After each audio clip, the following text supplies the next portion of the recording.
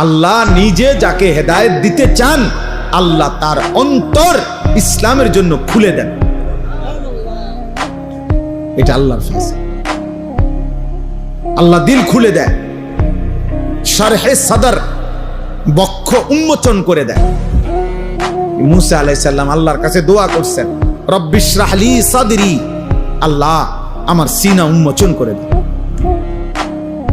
আল্লাহ নবী সাল্লাল্লাহু আলাইহি সাল্লামকে নবীজিকে আল্লাহ বলছেন আলাম নাশরাহ লাকা সাদরাক, বলেন তো বন্ধু আমি কি আপনার বক্ষ উন্মোচন করে দেইনি?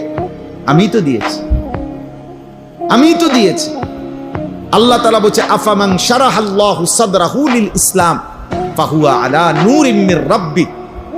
আল্লাহ বলেন যাকে আল্লাহ তাআলা নিজে তার বক্ষ ইসলামের জন্য খুলে দিয়েছেন, আল্লাহই তার অন্তরে আল্লাহর পথে চলার জন্য, জান্নাতের পথে চলার জন্য আল্লাহ তাআলাই কুদরতি ভাবে তার অন্তরে নূর আলো জ্বালিয়ে দিয়েছে।